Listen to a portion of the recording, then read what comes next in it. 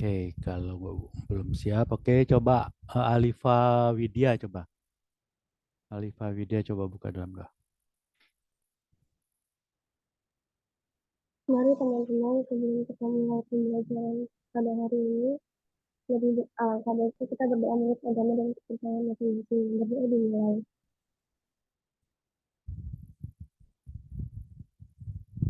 Berdoa selesai. Oke, baik, terima kasih. Oke, sebelum kita lanjut ke pembelajaran, saya mau cerita dulu. Nah, ceritanya ini berupa video pendek ya. Coba kita perhatikan sama-sama ya. Bentar.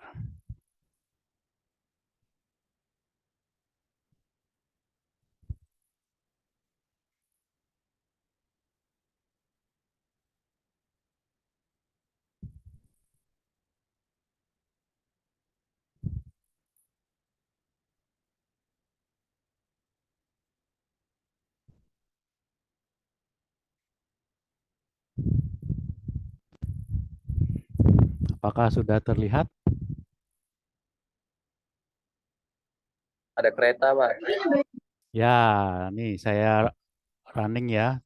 Coba suaranya kedengeran nggak? Suaranya kedengeran? Masuk, Kisah Pak. Tikus Dalam Karung Oke, coba perhatikan film pendek. oleh Anton Permana dari Tanhana Dharma Manggrava Institute. Dalam sebuah perjalanan kereta api, seorang profesor ilmuwan asal Prancis bertanya kepada seorang pria tua yang duduk di sampingnya, "Bapak, kalau saya boleh bertanya, benda apa yang ada di dalam karung itu?" Kata profesor. Pria tua menjawab, "Oh, itu adalah kumpulan tikus yang ada di ladang gandum saya." Lalu profesor dengan mimik yang semakin heran dan penasaran melanjutkan pertanyaannya. "Untuk kegunaan apakah tikus itu jauh-jauh Anda bawa dan untuk siapa?" Si pria tua menjawab, "Tikus ini ada yang order buat laboratorium pemerintah sebagai bahan penelitian. Saya mau mengantarkannya langsung. Dan ini sudah biasa saya lakukan dalam beberapa tahun ini." Sambil manggut-manggut, si profesor bertanya kembali, "Lalu, kenapa Anda selalu menendang-nendang tikus itu dan menggoyang-goyang karungnya setiap saat?" Si pria tua itu menjawab, "Oh, kalau itu adalah tradisi kami sejak dulu di ladang. Saya menendang dan menggoyang-goyang tikus itu agar tikus itu sibuk dan ribut antar sesama dia di dalam karung. Karena kalau mereka tenang-tenang saja tanpa diganggu, maka tikus itu bisa menggigit dan mengoyak karung ini dengan gigi dan kukunya yang tajam. Maka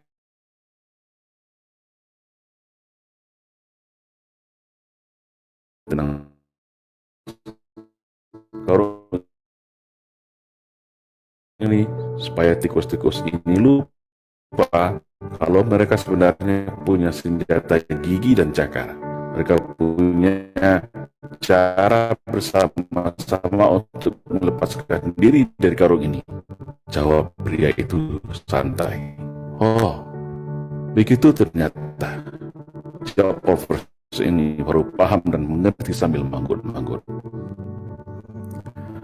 Nah, apa yang dapat kita ambil pelajaran dari cerita di atas? Kalau kita konversikan kepada kondisi bangsa kita saat ini, cerita profesor dan bapak tua pembawa karung tikus di atas bisa dikonversikan dengan keadaan bangsa kita hari ini.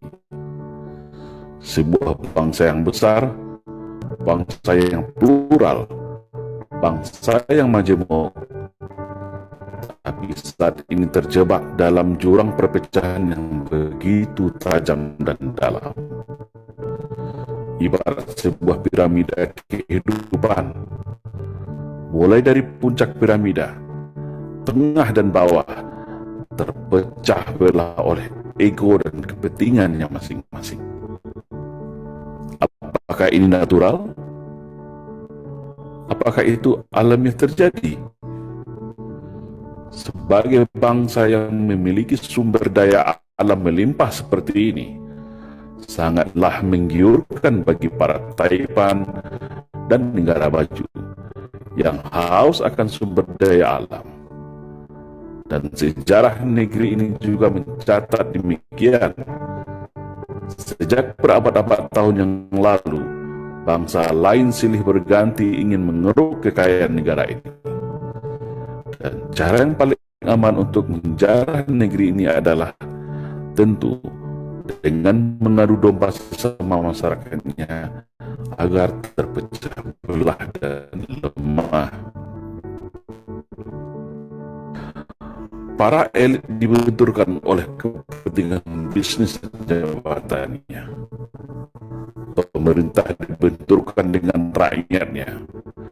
Sesama anak bangsa dibenturkan, diadu domba dengan isu sentimen sara.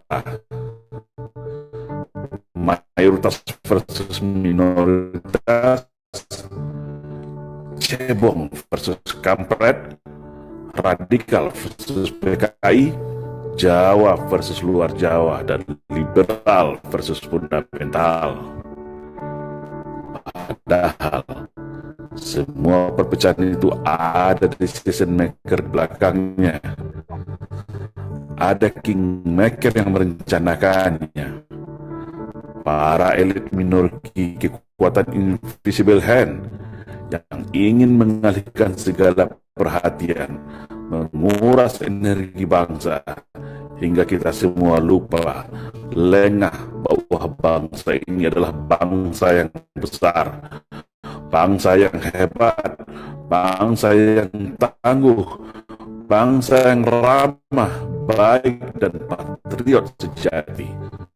Sebagaimana pendahulu kita mendirikan negara ini dengan segenap jiwa raganya. Setiap hari, setiap menit dan detik ada saja isu permasalahan yang muncul seakan memaksa kita, menggiring kita, memancing emosi kita untuk terus berkelahi, saling mencaci dan saling membuli. Seolah tak ada lagi celah untuk kembali ke masa indah yang penuh kerukunan, ketentraman, dan saling percaya dan toleransi. Yang agama satu tak recokin agama yang lainnya. Yang aliran berbeda tidak hakimi aliran yang lainnya. Suku lain tidak menghina suku lain. Kehormatan sara sangat kita junjung dan hormati. Tapi saat ini isu sara seolah menjadi amunisi dan senjata untuk memecah belah anak bangsa. Akhirnya yang terjadi, sesama anak bangsa terjebak dalam jurang gelap perpecahan tiada henti, yang membuat para cukong, elit minority, kingmaker semua tepuk tangan dan tertawa sambil menghisap kekayaan negeri ini dengan tenang. Sudah saatnya bangsa ini sadar akan jati dirinya. Sudah saatnya kita semua paham arti dari semua perpecahan ini. Semua ada yang mengaturnya dan semua ada yang menikmatinya. Ibarat kata pepatah, kalau kapal pecah, maka hiu yang akan kenyang menikmatinya. Padahal mereka yang merancang ini hanya dari kalangan yang sedikit, tapi berhasil memecah belah serta membodohi kita semua dengan propaganda dan adu domba. Seperti pria tua yang selalu menendang, menggoyang tikus dalam karungnya agar selalu ribut dan lengah. Sekarang, kembali kepada kita semua. Tetap ribut saling cakar antar sesama, atau bersatu bersama-sama untuk melepaskan diri dari skenario belenggu perpecahan, membangun arus gelombang persatuan kesatuan bangsa untuk menuju arah Indonesia ke depan yang lebih baik, yaitu Indonesia yang bersatu, berdaulat, adil dan makmur. Salam Indonesia Jaya.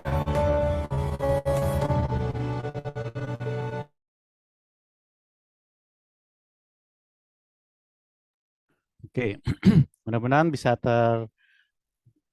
ternonton dengan ini ya, dinonton dengan putus-putus kayaknya ya suaranya ya. Kedengaran jelas nggak? Atau susah di ini ya, di apa namanya dinikmati? Putus-putus dikit, Pak. Putus-putus ya.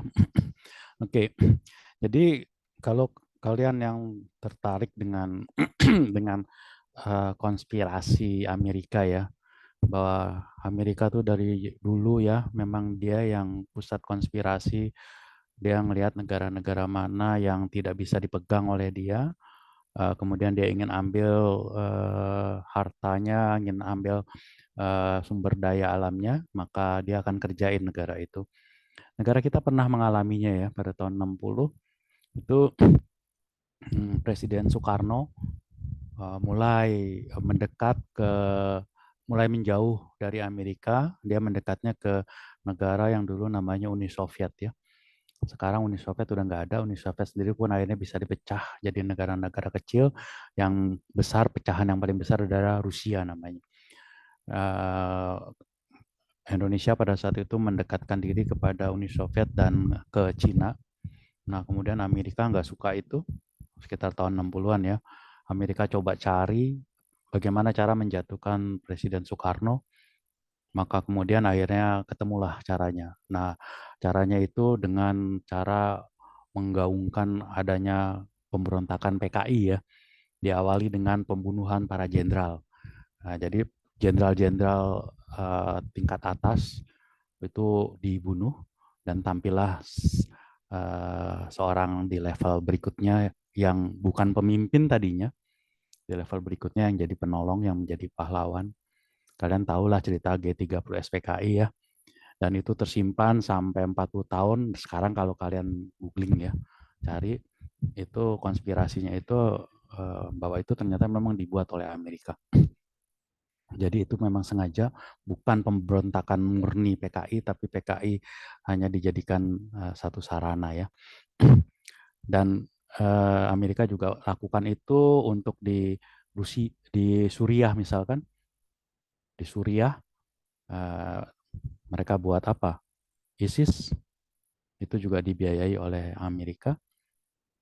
Kemudian meskipun Suriah itu mayoritas Muslim, hampir seluruhnya Muslim, tapi antar ulama yang bisa dipegang oleh Amerika kemudian saling berperang, saling bertempur, akhirnya negaranya kacau ya.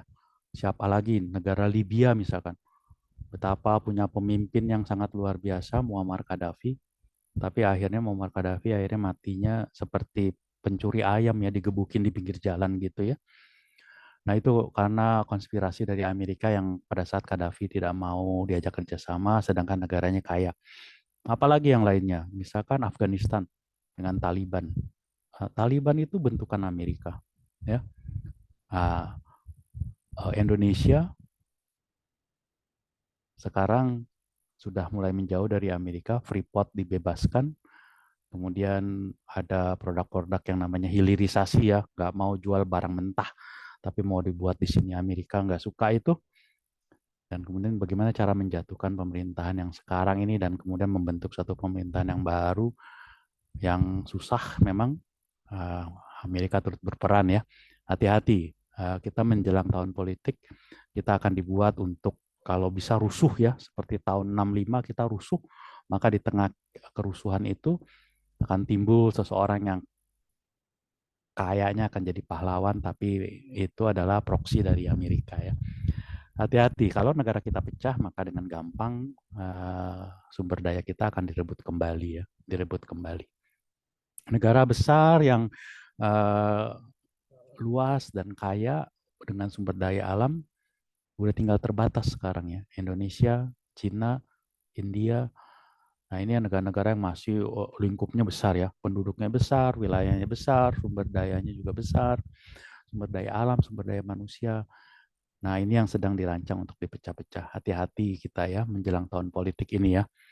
Apalagi dengan teknologi artificial intelligence ya.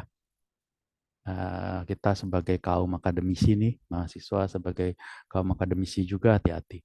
Karena waktu zaman dulu mungkin hoax-nya itu bisa dengan cara, mungkin ingatlah waktu zaman Pilkada Jakarta ya, Ahok pidato, pidatonya itu dipotong-potong, disambung-sambung, bisa menjadi berbeda maknanya. Apalagi sekarang, nggak usah itu zaman dulu tuh, potong-potong video, sambung-sambung. Kalau sekarang, seseorang bisa sepertinya ngomong, bibirnya bergerak, kalau dibaca dari gerakan bibir itu sesuai dengan kata-kata yang diucapkannya, suaranya juga suara dia, tapi itu adalah hasil rekayasa dari AI ya, artificial intelligence ya. Mungkin kalian pernah lihat beberapa waktu yang lalu ada pidato Pak Jokowi di suatu acara internasional, itu kemudian dibuat seolah-olah Pak Jokowi pidato itu dengan bahasa Cina. Pak Jokowi bisa bahasa Mandarin, padahal enggak. Ya, padahal enggak. Pak Jokowi enggak bisa bahasa Mandarin. Dan itu benar-benar enggak bisa dibedakan.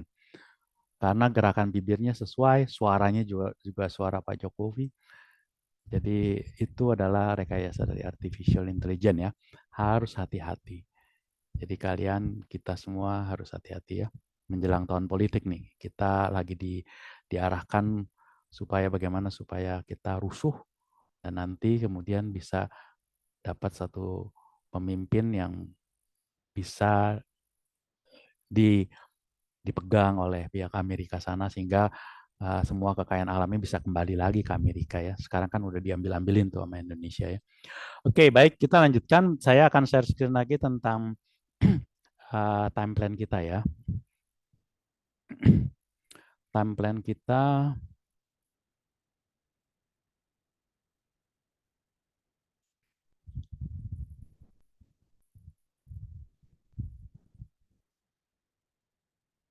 nggak bisa buka. Kadang-kadang saya nggak bisa masuk Excel kalau lagi Zoom. Kadang-kadang seperti itu.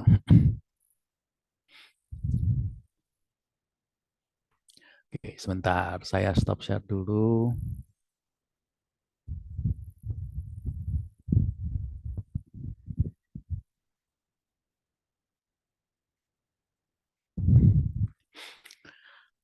Oke.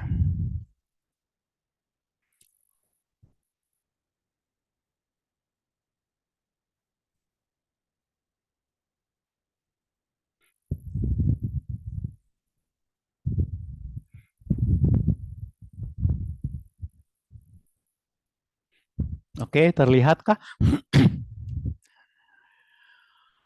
Sudah terlihat Excel-nya?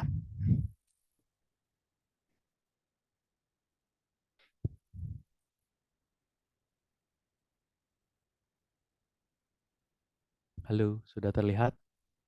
Pak, sudah Pak.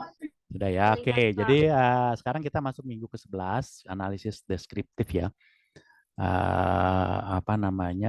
Itu tentang statistik menggunakan Excel ya. Itu materinya ada di dalam LMS, silakan dipelajari. Kemudian nanti analisis kedua minggu depan, yaitu bagaimana menggambarkan dengan Power BI dan Tableau ya, Tableau. Kemudian kalian perhatikan ada yang minggu ke-13 Machine Learning 1, Machine Learning 2, dan presentasi proyek akhir ya. Nah, Machine Learning ini kita akan belajar tentang bagaimana kita menggunakan komputer, programming, sehingga bisa memutuskan penggunaan data mining itu ya. Nanti di machine learning ini saya akan tunjukkan satu contoh programming tentang menggunakan algoritma yang namanya KNN. KNN itu adalah K nearest neighbor, tetangga terdekat ya. Bentar kita lihat ke LMS-nya deh.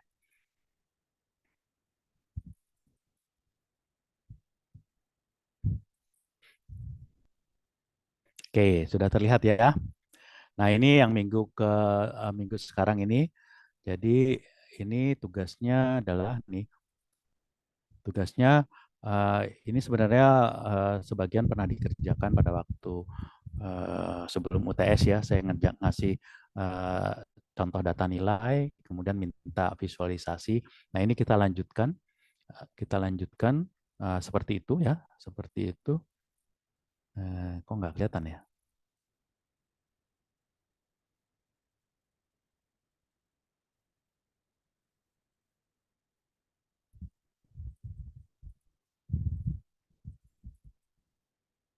Sebentar, nggak keluar ya. Bentar, saya stop share dulu. Laptop saya nih sudah kekurangan memori ya, jadi udah lowest memory, udah sering kali ada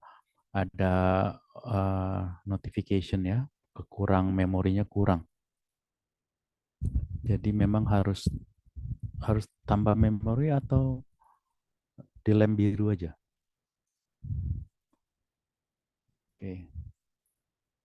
Oke, saya share screen lagi. Saya tutup dulu beberapa aplikasi yang nggak berhubungan saat ini. Oke. Oke, sudah terlihat ya. Jadi ini penugasan untuk yang minggu ini, yaitu lakukan analisis data deskriptif menggunakan MS Excel ya. Jadi buat ringkasan statistiknya, ini penamaan filenya tw11 nim xyz ya. Nim xyz, filenya bisa LXS, bisa doc, bisa PDF ya. Ini dikumpulkan selambat-lambatnya minggu depan ya, sebelum jam perkuliahan. Jadi ringkasan statistik apa aja? Nanti kan dikasih data nih, tabel data nilai ujian. Nanti kalian mungkin bisa cari apanya, frekuensi untuk setiap kelompok, mean, average, median, apalah statistik yang ada di dalam situ ya. Nah, ininya kalian lihat di materinya ini, di bahan ajarnya kalian coba pelajari. Kemudian juga di dalam ininya, di dalam PPT atau video-video YouTube yang dikasih ya. Ini kan ada video, ada PPT, silakan kalian lihat. Itu, ini adalah tugas untuk minggu ini yang dikumpulkan minggu depan ya. Nah, kemudian kalian lihat ini ada latihan 1, ada latihan 2. Nah, setiap topik yang ada latihannya, kalian silakan klik. Misalkan contohnya ini latihan 1. Ini harus dikerjakan. Pengerjaannya dikasih waktu ya, dikasih waktu. Maksudnya tidak harus hari ini dikerjakan selesai, enggak. Ada waktunya. Biasanya kalau yang setelah UTS itu adalah sampai sebelum UAS ya. Kalau nggak salah ini saya setting sampai tanggal 30 November ya. Jadi ini pengerjaannya diizinkan sampai 3 kali mencoba. Kemudian ini kuis akan ditutup pada tanggal 30 November jam 12 malam nih ya, sekitar sampai jam 12 malam. Ya, silakan dikerjakan. Saling mengingatkan aja. Terus kalau lupa sampai tanggal 30-nya ya silakan, kan sampai jam 12 malam ya. Kalau lewat sampai akhirnya Desember ya sudah, nggak bisa ya. Dan ini akan menjadi ada skor di partisipasi ya, di partisipasi. Oke, ini latihan 1, ada latihan 1, ada latihan 2 untuk di topik ini ya. Setiap latihan cuma 5 soal ya, cuma 5 soal. Jadi nggak banyak lah. Kalian bisa buka dulu, kerjain dulu sebelum baca materi juga boleh, silakan. Salah ya nggak apa-apa, kan ada 3 kali kesempatan kan ya. Oke. Nah, kemudian analisis 2 minggu depan ya. Minggu depan analisis 2 itu materinya tentang visualisasi dengan Tableau ya. Bahan ajarnya dengan Tableau ini. Nah, kemudian kalian coba pelajari ini, kalian coba nanti penugasannya adalah install Tableau di laptop kalian dan kemudian penugasan yang minggu ke-12-nya data COVID. Jadi ini saya berikan data COVID. Ini pada waktu COVID masih serem-seremnya.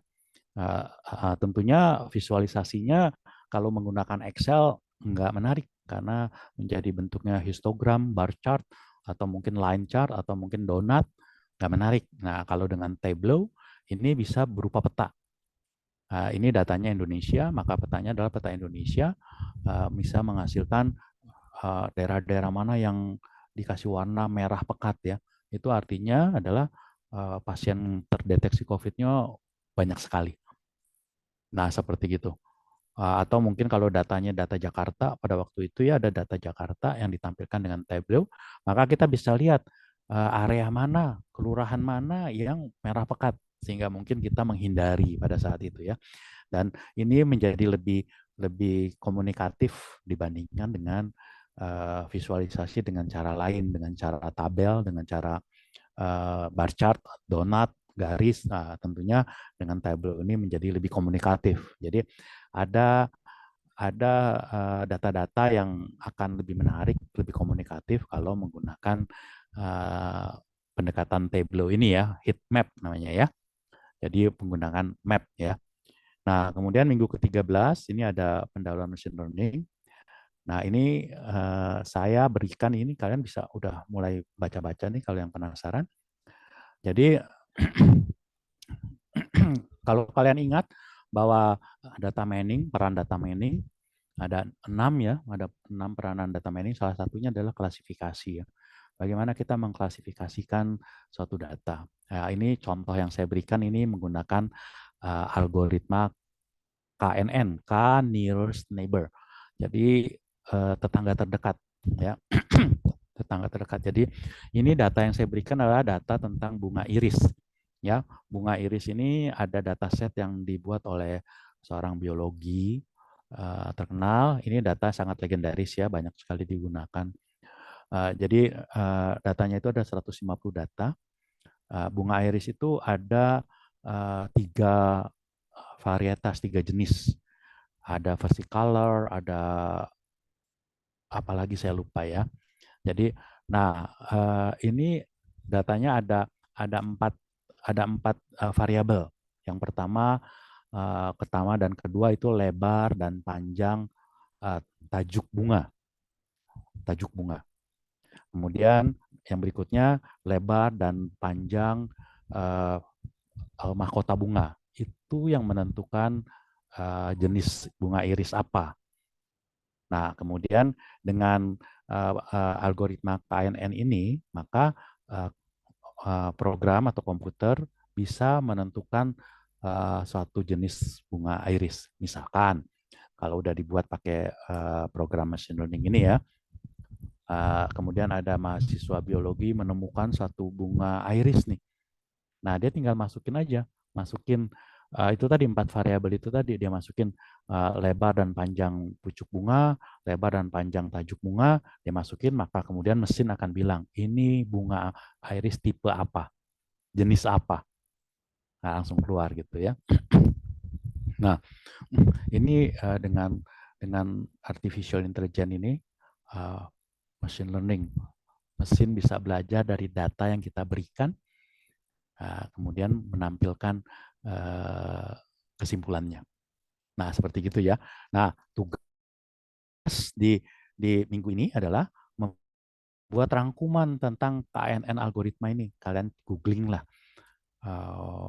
Rangkuman KNN algoritma itu apa sih? Cara kerjanya gimana sih? Mana pengertian-pengertiannya, apa namanya, variabel-variabelnya apa yang dimaksud gitu. Ya, seperti gitu. Nah, kemudian tadi kalau kalian ada lihat ada presentasi proyek akhir ya. Nah, proyek akhir ini adalah tugas kelompok ya. Tugas kelompok. Nah, kita lihat.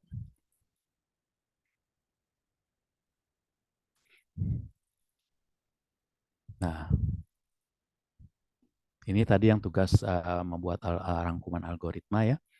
Ini tugas individu. Kalau ini tugas individu. Nah, ini yang tugas kelompoknya nih. Jadi tugas kelompoknya adalah mencari tentang dataset ya. Mencari tentang dataset ini tugas kelompok yang waktu itu pernah kita buat kan. Minimal dengan 100 data ya.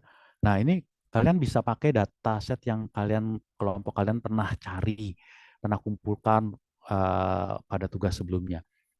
Kalau memang kalian pikir ini menarik dan bisa dilanjutkan. Tapi kalau kalian pikir ini kurang menarik karena analisanya jadi agak susah dan terbatas, kalian boleh cari lagi. Ya, kalian boleh cari lagi. Silakan cari datanya. Misalnya contoh seperti yang dataset yang pada waktu UTS tuh, ya kan itu dataset itu mungkin kalian bisa analisa korelasi ya, analisa korelasi. Apakah ada kaitannya antara apa namanya umur dan kemudian musik, genre musik dan kemudian uh, apa penyakit yang ke arah psikologis itu tadi anxiety, depresi gitu. Apakah orang-orang yang suka lagu religius itu uh, terhindar dari anxiety, apa namanya stres segala macam, atau malah sebaliknya, kebanyakan orang-orang yang stres atau itu kebanyakan melarikan dirinya jadi menyukai lagu-lagu yang bersifat religi, misalkan seperti itu.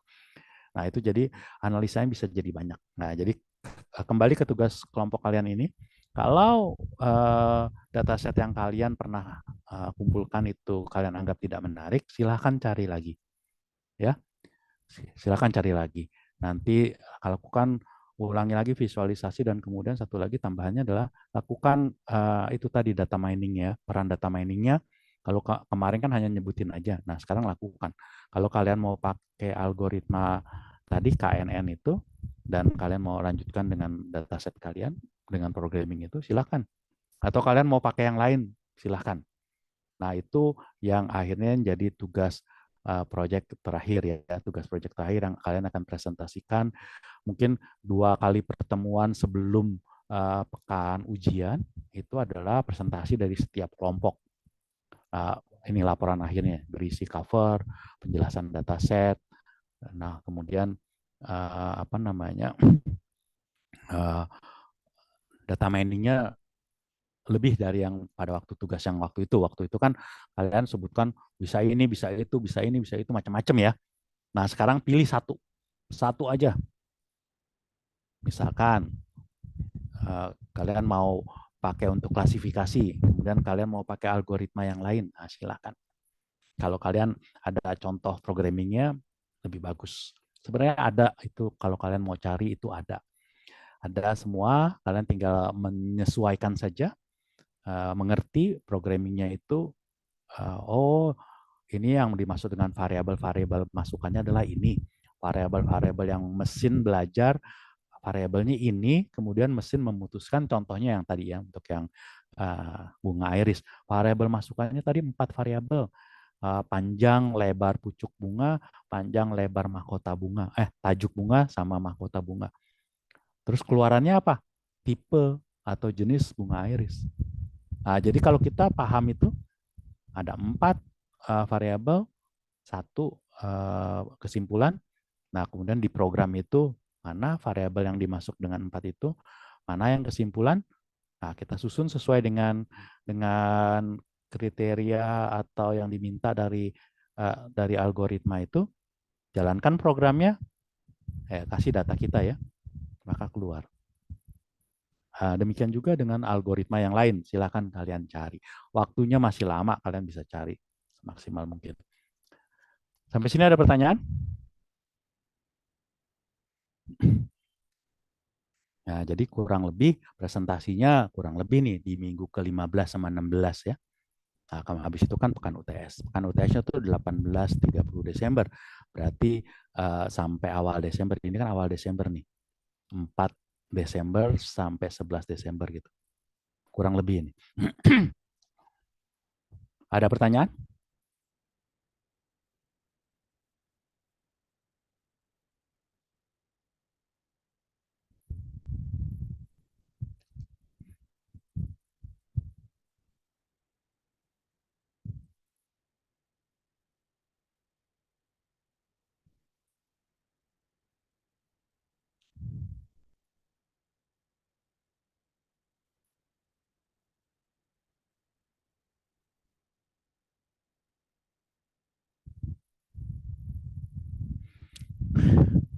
Oke, PJ, tolong di screen capture dong ininya yang hadir.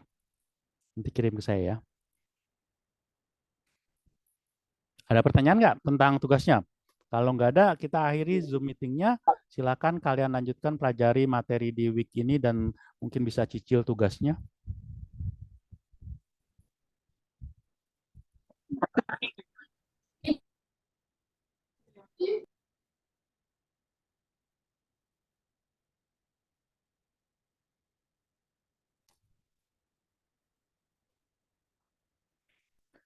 Gimana PJ udah selesai screen capture-nya?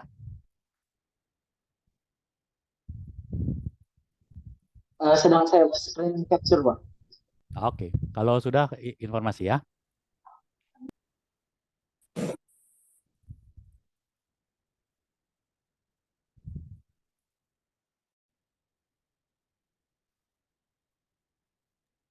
Sudah, Pak, sudah. Oke, nanti kirim ke saya ya. Kalau nggak ada pertanyaan, kita akhiri Zoom Meet perkuliahan kita hari ini. Silakan dilanjutkan dengan belajar mandiri itu dan mulai mencicil pekerjaannya. Atau mungkin kalau kelompoknya mulai bahas tuh tugas machine learning-nya, kira-kira data set yang kemarin kalian kumpulkan itu bisa dilanjutkan atau mungkin kalian putuskan untuk ganti. Silahkan ya. Oke, baik. Selamat siang. Selamat siang, Pak. Selamat siang, Pak. Terima kasih. Kembali saya Liv ya. Ya, Pak.